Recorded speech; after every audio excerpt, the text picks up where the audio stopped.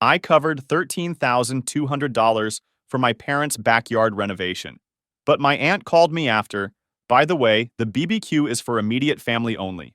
When I asked Dad about it, he texted, "Don't be dramatic," so I canceled every payment. The next day, Mom was yelling at my door. "Hey Reddit, this whole mess went down over the past year here in Houston, and I funded a backyard renovation for my parents. They were hosting a Memorial Day BBQ, but they called me saying it's for immediate family only, so I canceled all the payments. You will not believe what these people did. Better grab some popcorn. I can picture y'all watching this unfold like the Michael Jackson popcorn gif. Yeah, cheesy, never mind. Here's what went down. I'm 31 male, work as a landscaping crew chief for a mid-sized company that handles commercial and residential projects around the greater Houston area. Good money, solid benefits, finally got my finances sorted after years of living paycheck to paycheck in this expensive state. Just bought myself a 2019 Silverado Z71 with all the bells and whistles, leather seats, Bose sound system, the works. First nice truck I'd ever owned, and honestly, I was feeling pretty good about not being broke in Texas anymore, which is saying something. My parents, Robert and Patricia, have this long history of treating me like their personal emergency fund. Dad's a retired mail carrier who worked routes in Katy for 30 years. Mom never worked a real job in her life, unless you count professional guilt tripping as a career. They helped me through Lone Star College when I was 19, covered some rent when I was between jobs, basically kept me afloat during those rough years when I was just another broke kid. But here's what I didn't realize until recently. They've been keeping a mental tab of every dollar they ever spent on me with interest. Apparently, my mom's been running better accounting than most Houston small businesses. Then there's my older sister, Michelle, 34 female. Works part-time as a dental hygienist, married to this guy Brian who sells insurance and has the personality of wet toast. Michelle has always been the golden child, never caused problems, always took mom and dad's side in any disagreement, basically their perfect little enabler with a dental degree. The thing about Michelle is she's gotten way more help from our parents over the years than I ever did. They helped with her wedding, gave her the down payment for her house in Sugarland, even bought her a car when hers broke down during that brutal heat wave last summer. But somehow in her mind, I'm the one who owes the family. In March, Dad calls me while I'm on a job site in the Woodlands, overseeing the installation of a commercial irrigation system.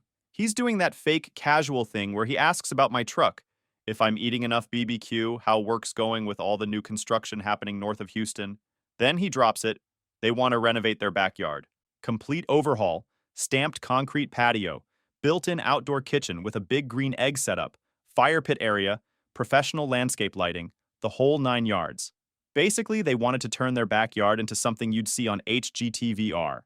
Now here's where I should have seen the red flags bigger than the ones they fly at the state fair. Dad starts going on about how this is going to be our family's legacy space and how all the neighbors will be so jealous when they see what we built together. Notice he said, "we built," not "they built with my money." Already practicing his acceptance speech for Yard of the Month, apparently. Before I can even respond, Michelle chimes in on the call. Apparently, she's been there the whole time listening like some kind of financial intervention specialist. Oh my God, yes! This is going to be amazing for family gatherings. You're so lucky you can help them with this. Lucky. Like paying 13 grand for someone else's backyard renovation is winning the lottery. I should have hung up right there, but I was apparently still operating under the delusion that my family actually cared about me as a person. The contractor comes back with an estimate, $13,200. That's 4 months of my take-home after taxes and insurance. Dad's laying it on thick about family legacy, and Mom's talking about how she can finally host proper family gatherings again without worrying about the concrete cracking from Texas heat expansion. Michelle texts me later that night, "Mom and Dad are so excited. This is such a sweet thing you're doing. They deserve this after everything they've done for us." Us. But somehow I'm the only one writing checks. Michelle's contribution to this family legacy was apparently going to be showing up and eating brisket. I agreed to cover it, transferred the first $5,000 to the contractor that Friday, and set up a payment schedule for the rest. Dad was texting me progress shots daily. Mom called that weekend gushing about the big Memorial Day BBQ, where all the cousins, uncles, and family friends would come over for what she was calling the ultimate Texas cookout. She was planning this Memorial Day BBQ like it was the Met Gala of Texas cookouts, complete with a guest list that apparently didn't include the guy funding the venue. My buddy Jake from the Marines, who I grab coffee with every Friday at this spot in Humble, thought I was nuts. "Dude, 13 grand for their backyard? What do you get out of it? I told him it felt good to give back. That family comes first. Jake just shook his head and said I was being too generous, but I figured he didn't understand because his family's different. Michelle was posting pictures of the progress on Facebook, talking about how her baby brother was making this amazing gift possible, getting all the social media credit while I'm the one bleeding money in the Texas heat. She was basically the Kardashian of backyard renovations, famous for absolutely nothing except being related to someone funding the project. By early May, the project was looking incredible. They had this curved, stamped concrete patio that looked like natural stone, a custom outdoor kitchen that probably cost more than most people's cars, and a fire pit area with built-in seating. Professional grade stuff that would add serious value to their house. I was basically funding their retirement nest egg one expensive stone at a time while sweating my ass off in Houston humidity. I was proud as hell. Brought Jake over one weekend to check it out, and even he admitted it looked professional. The contractor, this older guy named Miguel, who'd been doing this for 20 years around the Houston area, said it was one of the nicest setups he'd ever installed. That's when my neighbor Steve, this retired Houston PD cop who lives next door to me, mentioned something that should have been a warning. He said he'd seen my parents drive by my house a few times lately, just sitting in their car across the street. I thought it was weird, but figured maybe they were just proud and wanted to see how I was doing. Yeah, right. Everything was rolling smooth until my Aunt Karen called me on a Tuesday night in mid-May. Karen's my mom's younger sister, always been the family organizer. Sends Christmas cards, remembers birthdays, coordinates all the holiday stuff. Generally a solid person who never caused problems, or so I thought. We're talking for maybe 15 minutes about normal stuff. She asks about the landscape project I'm running in Cyprus. I tell her about this pain-in-the-ass property manager who keeps changing the plant selections because apparently native Texas plants aren't good enough. Then she just casually mentions it like she's talking about the weather forecast.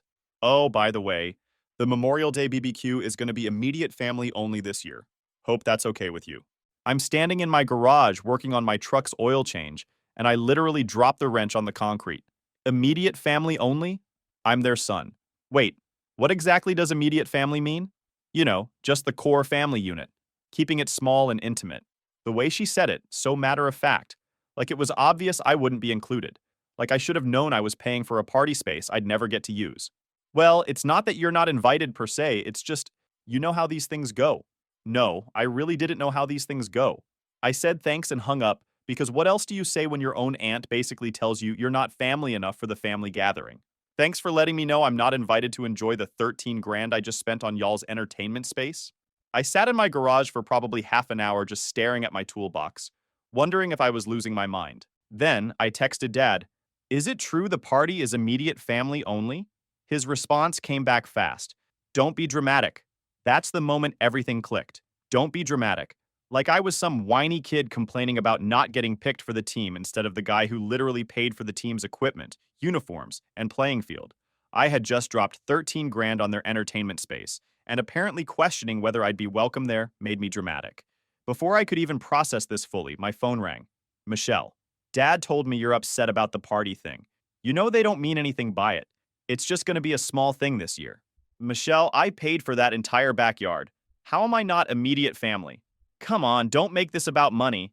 They've done so much for both of us over the years. This is just one party. Just one party. In a space I funded. That I couldn't attend. Are you invited?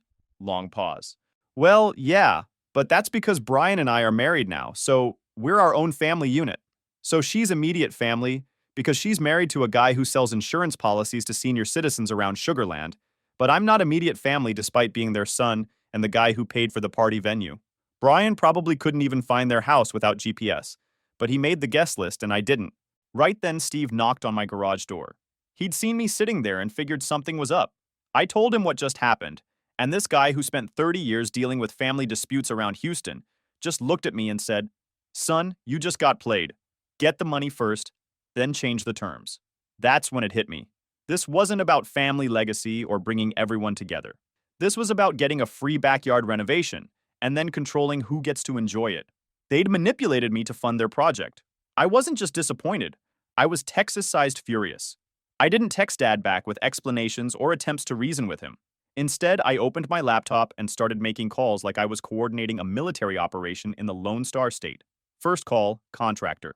Told Miguel I needed to stop all work immediately and cancel pending payments. poor guy was confused as hell. They were literally 1 day away from installing the custom lighting system. I told him it was a family emergency and left it at that. Miguel's probably still wondering what kind of family emergency requires stopping a backyard renovation mid-project. Second, my bank put a stop payment on the remaining $8,200 in scheduled payments and froze the renovation account I'd set up. Then I called my credit card company to dispute any charges that might have already been processed. Third, my union rep.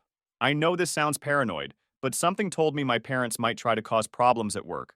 I gave him a heads up that there might be some family drama and asked him to flag my file in case anyone called asking questions about me. Turns out my paranoia was completely justified, but we'll get to that later.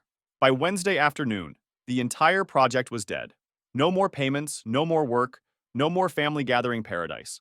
Just my parents with a 3/4 finished patio and a lot of explaining to do to their neighbors about why the dream backyard suddenly turned into a construction zone cemetery. Jake came over that night with some takeout, took one look at me and said, "You did the right thing, brother.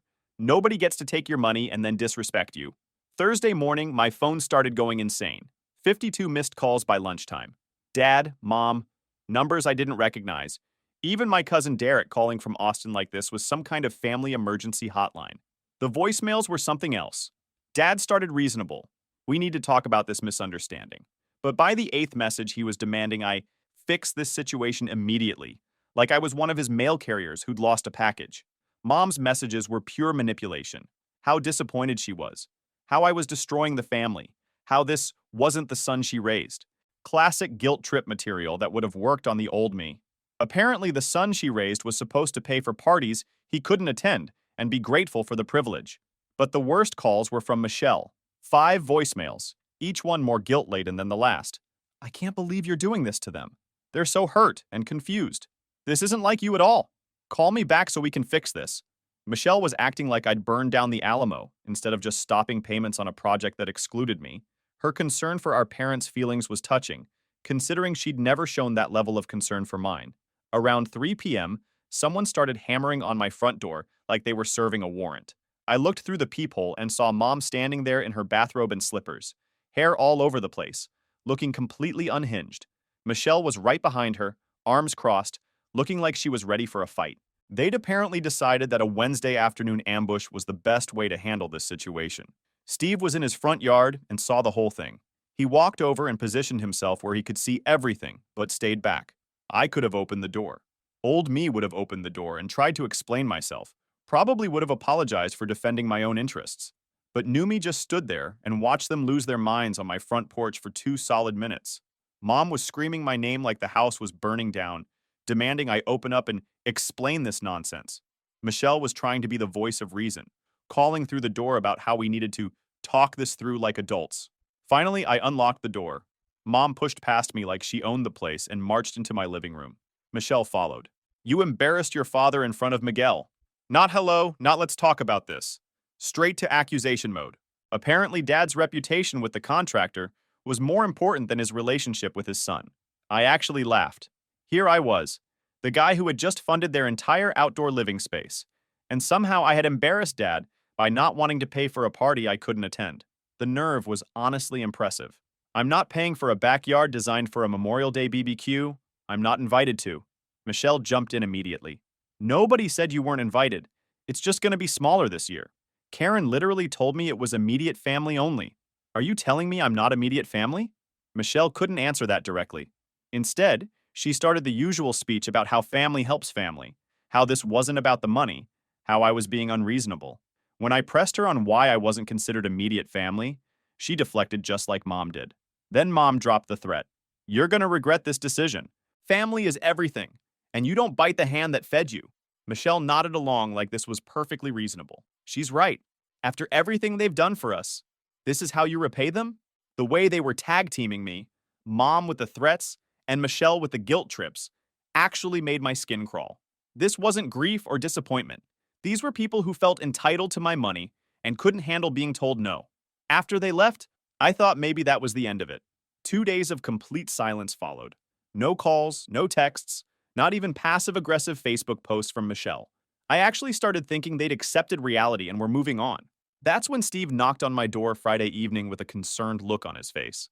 Those parents of yours drove by here 3 times today, just sitting across the street, watching your house. Your sister was with them the last time. Might want to keep your eyes open. Apparently, they'd graduated from emotional manipulation to actual surveillance. The following Monday morning, I was working from my home office, going over design plans for a new corporate landscape project we're bidding on in Pearland, when I heard this loud crash from outside. Sounded like someone dropping a toolbox on concrete. Then came a second sound, sharp and metallic, like hammer on steel. I looked out the window and couldn't believe what I was seeing. Mom was standing in my driveway in broad daylight, holding one of the landscaping bricks from their backyard project. She was screaming something I couldn't make out, winding up like she was about to throw a fastball at Minute Maid Park. Apparently, she'd decided to return some of the materials I'd paid for, just not in the way I'd expected. Then she hurled that brick straight at my Silverado's windshield. The impact was devastating. The whole windshield spiderwebbed instantly, safety glass holding together but completely destroyed. And there's Dad, standing 10 feet behind her with his arms crossed, just watching like this was a normal Tuesday in Houston. Michelle was there too, standing by their car, not trying to stop anything but not participating either, just watching. Before I could even process what was happening, Mom grabbed a thick branch from my own yard. The irony wasn't lost on me that she was using my own landscaping against me, and started going at my truck like it had personally insulted her family. First swing took out the passenger side mirror completely. Second swing dented the hood. Third swing cracked the headlight housing. I ran outside yelling at her to stop, but she was in her own world. Mom, what the hell is wrong with you? This is what happens when you humiliate your own family. Still screaming about family betrayal and how I thought I was too good for them now. She's saying this while destroying my truck. I rushed towards her and pushed her away from the truck. Back the hell off. Steve was already calling 911. Smart man. Michelle started yelling. Don't you dare pushing her? Have you people lost your damn mind? Get the hell away from my property, Michelle replied, still yelling. You brought this on yourself. Enough! Dad finally moved and pulled Mom back before she went for another swing. Like he was stopping a disagreement, not a felony property destruction. Then they just walked back to their car.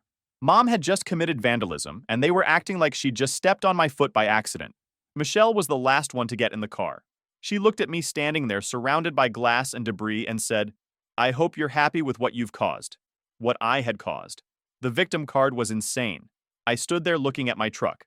Windshield completely ruined, mirror hanging by wires, dents across the hood, headlight cracked, bits of glass everywhere. About $2,900 worth of damage to a truck that was my pride and joy. The cops showed up within 10 minutes. Yeah, when the party's over. Very helpful. 2 Harris County deputies. They took photos, watched my security footage, got my statement, then asked me, You pressing charges? Absolutely, I was pressing charges. That afternoon, I found a lawyer who specializes in family law and civil cases. Told him everything. The renovation, the party exclusion, the threats, the property destruction, Michelle's enabling behavior. He didn't hesitate. We are filing for a protective order Monday morning and opening a civil suit immediately after. We calculated damages, $2,900 for truck repairs from 2 different shops. The full $13,200 I'd paid for their backyard since the work was canceled incomplete, plus $5,500 for emotional distress and harassment, and $3,200 for legal fees. Total came to $24,800. This isn't about money anymore, is it? Damn right it wasn't. This was about respect, about consequences. The papers were served Thursday morning. By noon, my phone was exploding. Dad called 7 times in 15 minutes. Mom left increasingly unhinged voicemails that I forwarded straight to my lawyer. But Michelle's reaction was the worst. She called me crying, actual tears, about how I was destroying the family and breaking Mom and Dad's hearts. Like I was the villain in this story. How can you do this to them? They destroyed my truck, Michelle. They attacked my property because I wouldn't pay for a party I wasn't invited to. But they're family. Family forgives family. Of course, the We're Family card. You fellas better not turn it into a drinking game, because you're gonna get wasted. Where was that forgiveness when they were smashing my windshield? She hung up on me. Apparently, family forgiveness only flows in one direction, and that direction wasn't toward me. Then came calls from numbers I didn't recognize. I answered one thinking it might be court-related. It was my cousin Tyler. Dude, what the hell is happening over there? I told him everything. The party, the money, the exclusion, the truck attack, the lawsuit. When I finished, there was silence. Send me that security footage. So I did. And not just to him. I sent the video to 6 cousins, the ones I was closest to, the ones who definitely weren't invited to that immediate family party. No explanation needed, just thought y'all should see this. Tyler texted back first, "Holy crap, Uncle Robert just stood there while she destroyed your truck." My cousin Ryan wrote, "Your mom's lost her damn mind. I'm backing you 100%. Even mom's sister Susan called me.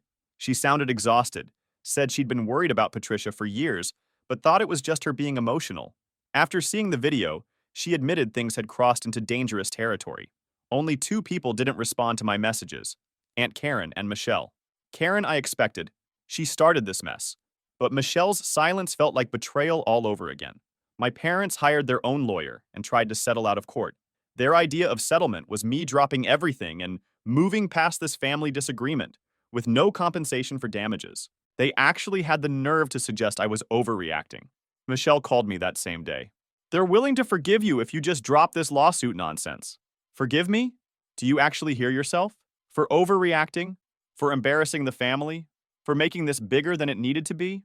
The way she said it, like I should be grateful for their forgiveness for the crime of having my property destroyed and wanting compensation. I told my lawyer to reject their offer completely. No negotiation, no compromise. We're going to trial. That night, Dad texted, "We should handle this like adults."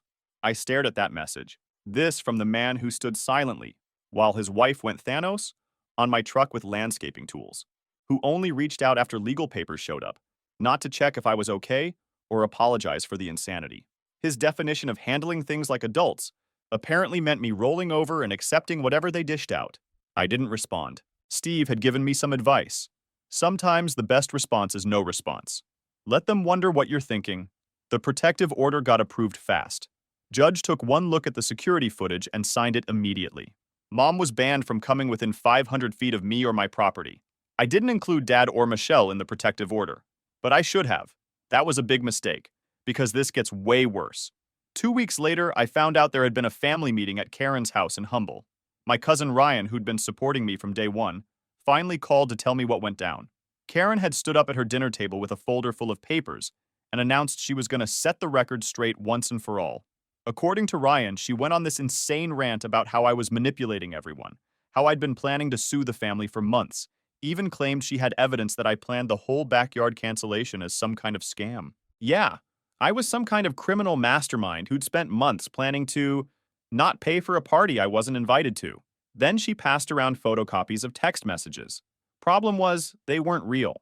They were doctored screenshots of messages I supposedly sent to Jake, bragging about how I was going to make them pay through the nose, and how I couldn't stand my worthless parents anymore.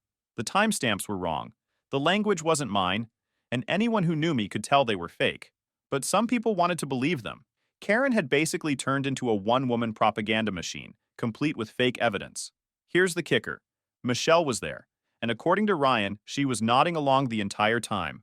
When someone questioned whether the text looked fake, Michelle spoke up and said, "That sounds exactly like something he'd say. He's been different ever since he got that promotion at work." My own sister, backing up obviously fake evidence against me.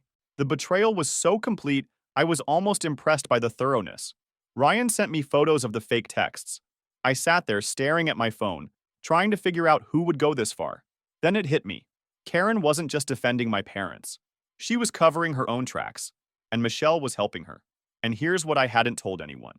For the past year, I'd been quietly paying Karen's son's car insurance. Her husband got laid off from the refinery, they were struggling, and I felt bad. The payments came from the same account I used for the backyard project. Apparently, being the family's financial safety net doesn't buy you any loyalty when the going gets tough. And Michelle? I'd been covering her health insurance copays for her dental work. She needed some expensive periodontal treatment that her insurance barely covered. Neither of them wanted anyone to know they were taking money from me, probably because it would ruin their victim narrative. They knew if I got vindictive and started exposing all the financial help I'd given family members over the years, their reputations would be destroyed. So instead of staying neutral, they went nuclear. Can't have people knowing they were benefiting from the same manipulative family member they were now trying to destroy.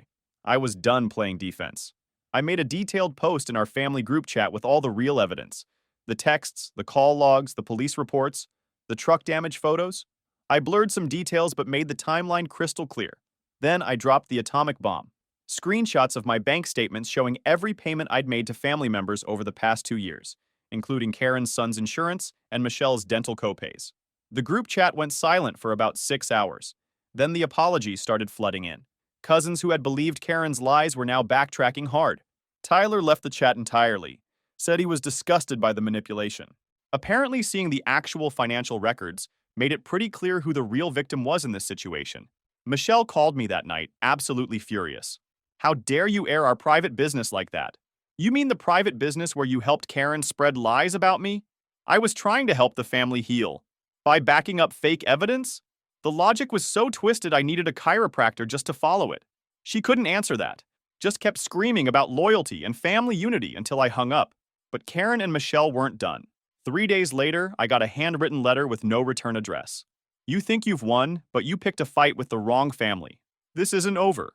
Tucked inside was a photo of me in my work clothes, standing next to my truck in my driveway. Professional quality, taken with a telephoto lens from across the street. Someone had been watching me, and they wanted me to know it. That photo freaked me out more than the truck attack.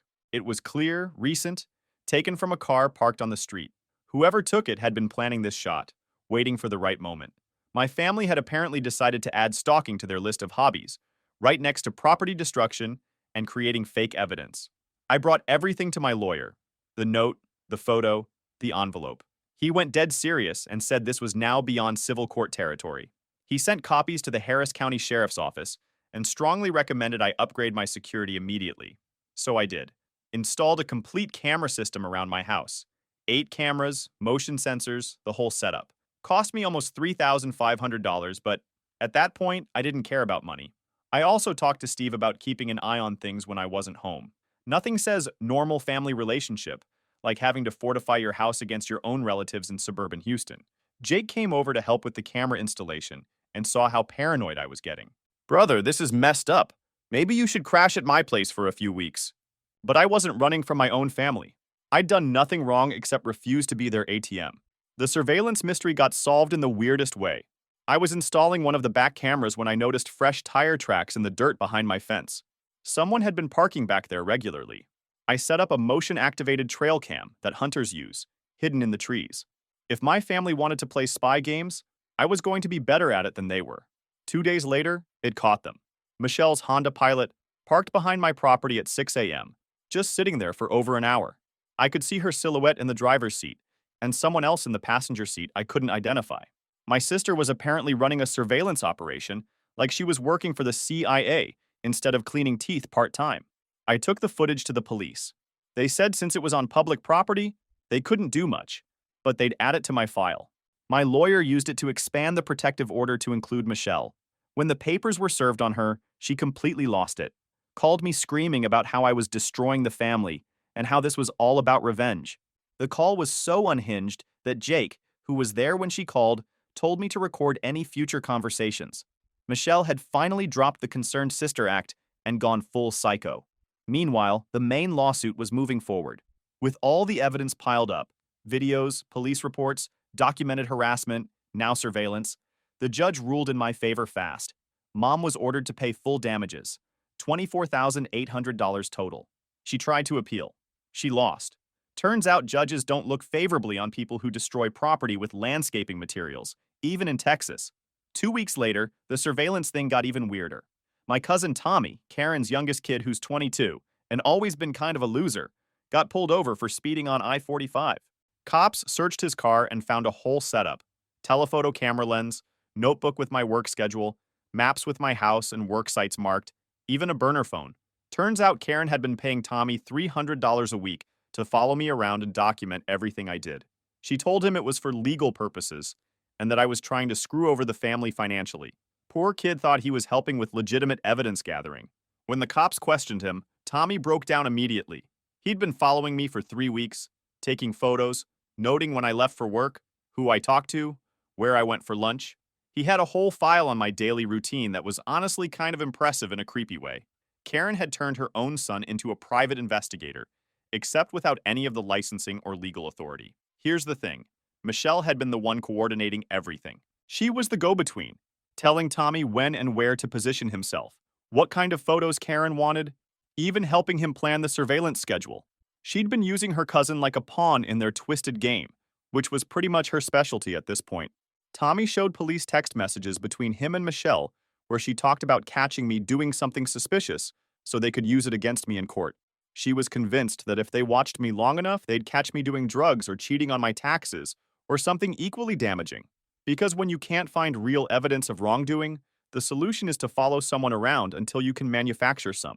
The police couldn't charge Tommy criminally since he was technically on public property, but they could charge Karen for harassment. Michelle managed to dodge charges by claiming she was just helping coordinate family communication, but my lawyer filed for an expanded protective order. This time it stuck. 500 feet minimum distance for both Karen and Michelle. No contact through third parties. Tommy actually called me to apologize. Kid was genuinely sorry and said he had no idea how messed up the situation really was. He just thought his mom was trying to help the family deal with a legal issue. Karen had manipulated her own son into stalking his cousin. The family manipulation had officially gone multi-generational. Dad and I had one final text exchange. I told him I wish things could have been different, but I was done pretending we had a relationship. He wrote back, "I understand what I lost. Michelle was wrong to get involved like that. A bit too late, old man." But at least he finally got it. Only took his wife destroying my truck and his daughter running a surveillance operation for him to figure out maybe they'd gone too far. The financial judgment hit Mom hard. Word through the family grapevine was that they had to take out a second mortgage to pay me. Michelle went completely silent after the protective order, deleted her social media, stopped going to family events, basically became a ghost. Most of the extended family came around once they saw all the real evidence and learned about Michelle's involvement in the surveillance scheme. Even some of Karen's kids reached out to apologize for their mom's behavior. 8 months later, and I'm living my best life. Moved to a better part of town, bought a house with a 3-car garage, and turned it into the workshop I always wanted. The lawsuit money? Down payment on this place. Thanks to my parents, y'all really contributed something useful to my life. My truck runs better than ever after the insurance rebuilt half of it. Nothing like having your ride professionally restored because your own mother went psycho with landscaping materials. Jake and I still grab coffee every Friday.